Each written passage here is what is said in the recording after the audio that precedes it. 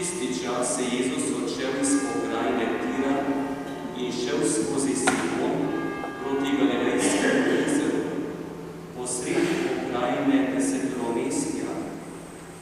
Tedaj so mu privedli gluhega, ki je tudi težko govoril, in ga prosili, da bi položil roko nanj. Vzel ga je k sebi stran od množice, mu položil prste v ušesa, pljunil in se dotaknil njegovega jezika. Ozrl se je proti nebu, zavzdihnil in mu rekel: Efeta, to je, odpri se. In takoj so se mu odprla ušesa, razvezala se je vest njegovega jezika in je pravilno govoril. Jezus jim je naročil, naj tega nikomur ne povedo. Toda bolj, ko jim je naročal, bolj so ga oznanjali in nad vse začudeni so govorili: vse prav dela, gluhim daje, da slišijo, nemim, da govorijo. O je Kristusov evangelij.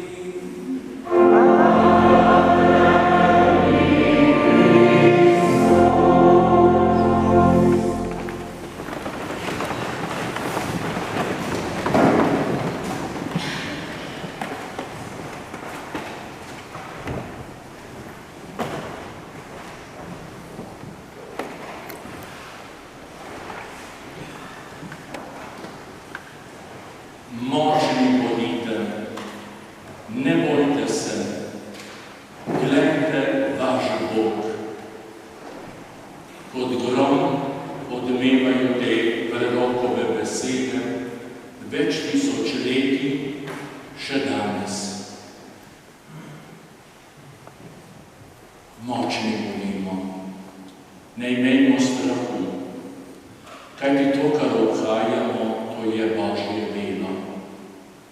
Skupaj z vami, spoštovani bratje in sestre, se veselim tega obhajanja.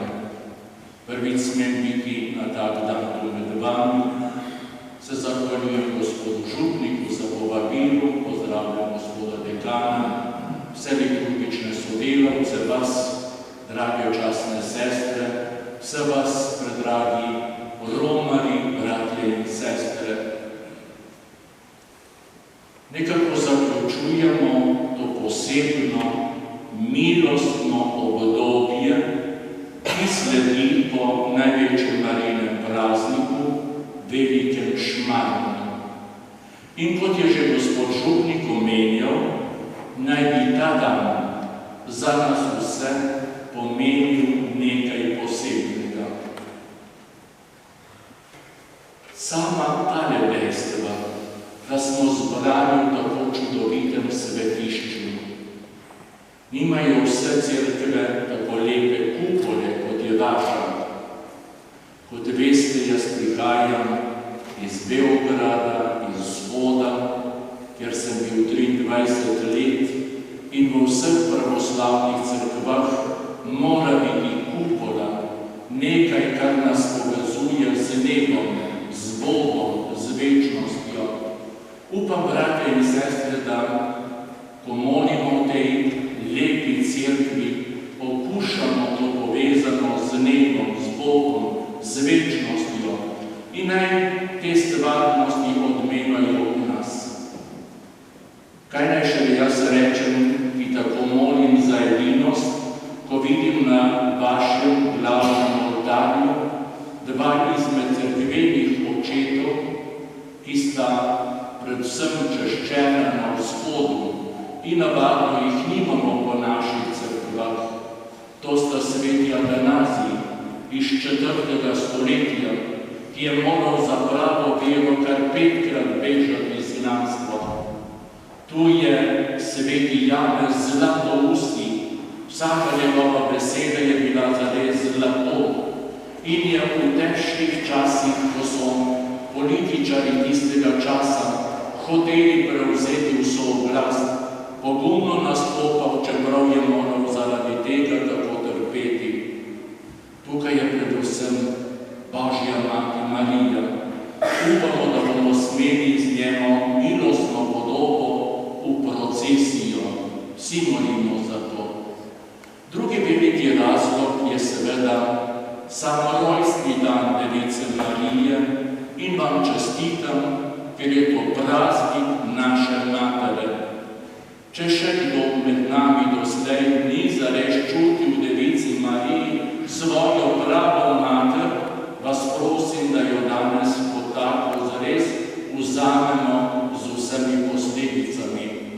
In tretjič, neverjetna beseda te 23. nedelje v cerkvenem letu. Ker prvi dve dejstvi dobro poznate, se poskušajmo poglobiti v pravkar prebrano Božjo besedo. Jezus stopa po tistem delu, ki je bil ves naseljen s pogani, Dekapolis, deseteromestje. Vemo, da je to pomembno, saj je nekoč naredil tudi čudež, ko je od ostankov napolnil 10 polnih košar, da bi s tem evangelij povedal, da je Jezus Kristus hrana, moč, ne samo za izbrani Izrael, izvoljeno Božje ljudstvo, marveč da je on moč, hrana za celotno človeštvo. V tem današnjem dogodku pa odkrivamo nekaj drugega, temeljnega za naše človeško življenje.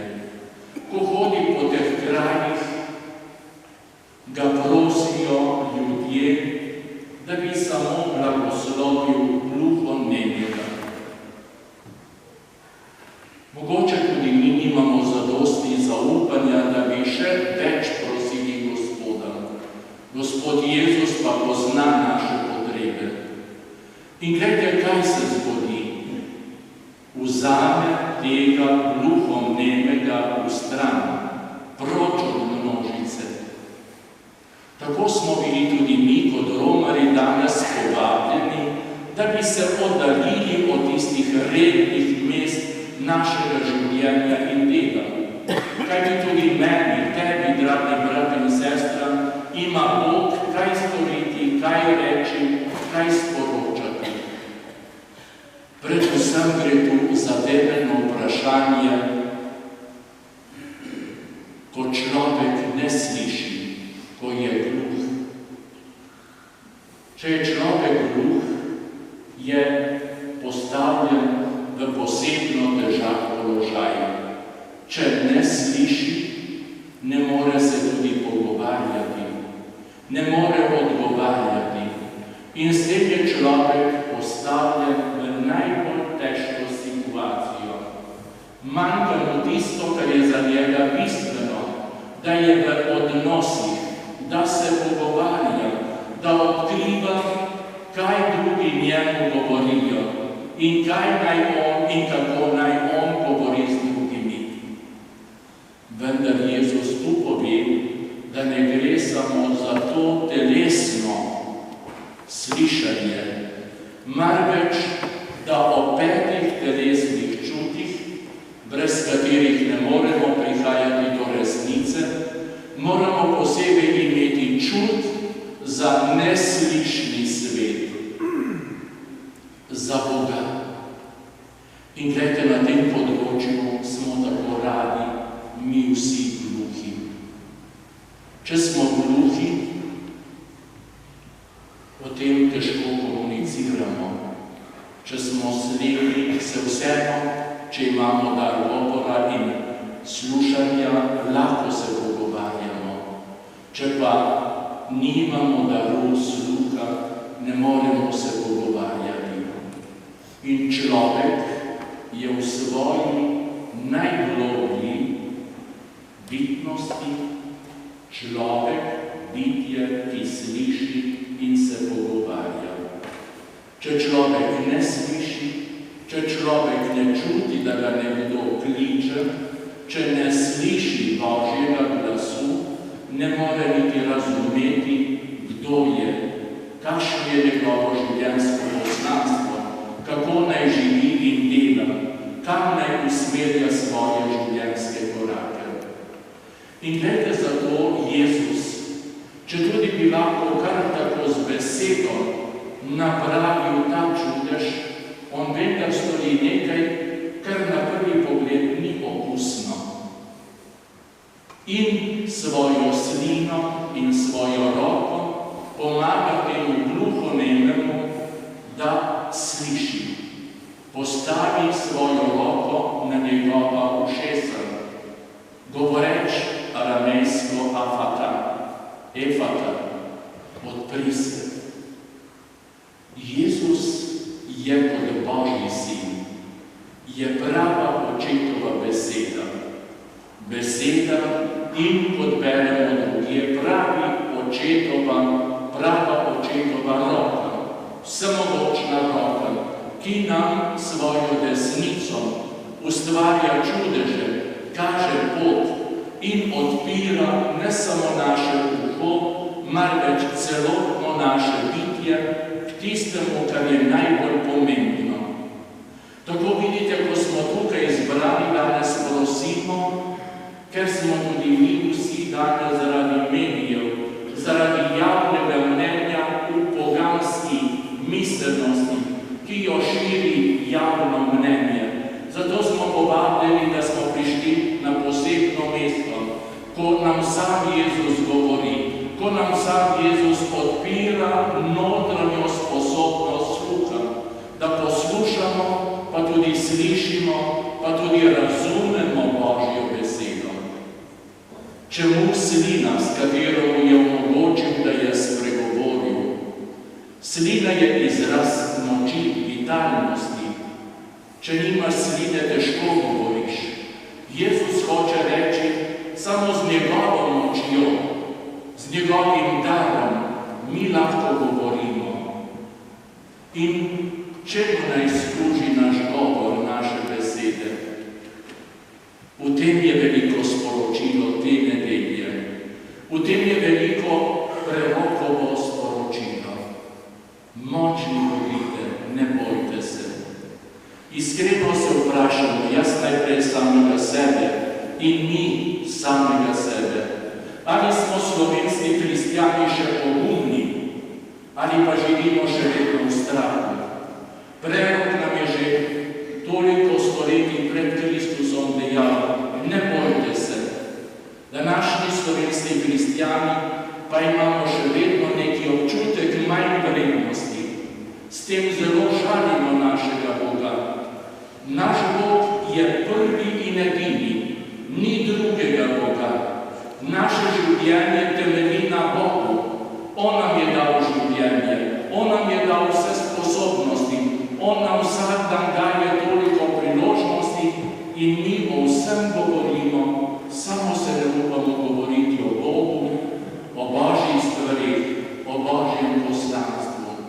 In tako radi govorimo o nepomembnih stvarih, ne pa o pomembnih. Glede to, kar danes ta praznik nam govori. Kristjani na Slovenskem bodite močni. Govorite tudi o Bogu. Govorite o najbolj pomembnih stvarih. Govorite tisto, kar bo slovenski narod reševalo. Govorite proti smrti, govorite proti ubijanju, govorite proti laži, govorite proti korupciji, govorite proti sebičnosti, da bi vsi bili enega srca in enega duha. Ljudje, ki so to gledali, so rekli, polni občudovanja, vse je prav rekel, vse je prav storil. Če zato Jezusovi rojaki ugotovili, zakaj ne bi mi tega ugotavljali danes, bratje in sestre, da naš Gospod Jezus vse prav govori, da ima besede življenja, da ima edini prave navdihe, da edini daje moč. In zakaj smo tako veseli Marijinega praznika, Marijinega svetišča?